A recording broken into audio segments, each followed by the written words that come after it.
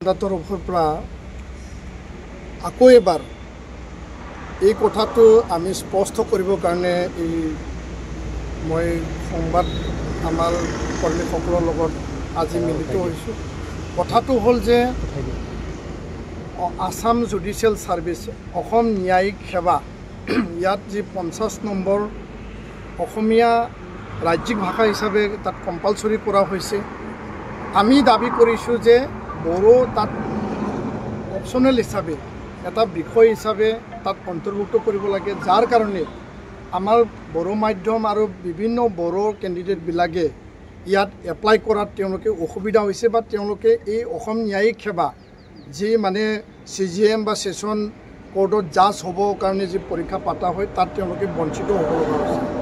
দ্বিতীয় কথাটো হ'ল যে গুৱাহাটী হাইকোৰ্টৰ যোগেদি দুয়োটা পৰীক্ষা গুৱাহাটী হাইকোৰ্টৰ যোগেদি জুনিয়ৰ এডমিনিষ্ট্ৰেটিভ এছিষ্টেণ্ট যি জিলা কোৰ্টবিলাকত যি মানে পদ 367 পদ এতিয়া বৰ্তমান এপ্লাই অনলাইন চলি আছে, তাতো 20 নম্বৰ অসমীয়া ৰাজ্যিক ভাষা হিচাপে তাত কম্পালচৰি কৰা হৈছে।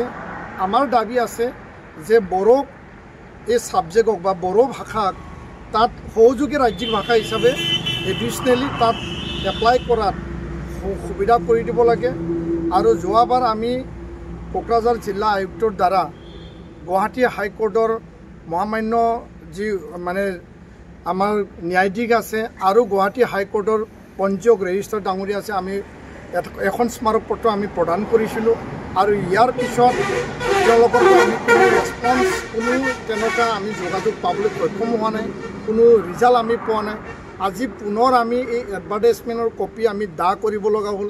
আমাৰ মন নাছিল, অনিচ্ছাকৃত স্বত্বেও আমি দাহ কৰিব লগা হৈছে, কিয়নো মহামান্য গুৱাহাটী হাইকোৰ্টে এতিয়ালৈকে এই পৰ্যায়ত অসম চৰকাৰ গুৱাহাটী হাইকোৰ্ট একো যোগাযোগ কৰা নাই বা একো ব্যৱস্থা লোৱা নাই।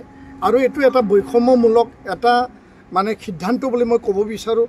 যিহেতু বড়ো ভাষা 8th শিডিউলৰ অন্তৰ্ভুক্ত, বড়ো ভাষা 2020 Assam official language amendment act 2020 তাত সহযোগী ৰাজ্যিক ভাষা হিচাপে মৰ্যাদা প্ৰদান কৰা হৈছে। তেনে এটা স্থলত বড়ো ভাষাক তাত অন্তৰ্ভুক্ত নকৰি বড়ো ছাত্ৰ ছাত্ৰীক বঞ্চনা কৰাটো, ন্যায় প্ৰদান কৰা এটা অনুষ্ঠানে ন্যায়ৰ পৰা বঞ্চিত কৰাটো আমি দুখ পাইছোঁ। আৰু যদি অহা এক সপ্তাহৰ ভিতৰত যদি একো আমি ৰিজাল্ট নাপাওঁ, নিখিল বড়ো ছাত্ৰ সন্থাই গণতান্ত্ৰিক শান্তিপূৰ্ণ আমি আন্দোলন চলাই যাম। আৰু অবিৰত আন্দোলন এই দুটা দাবীত বড়ো ভাষাক তাত অন্তৰ্ভুক্ত কৰিব লাগে।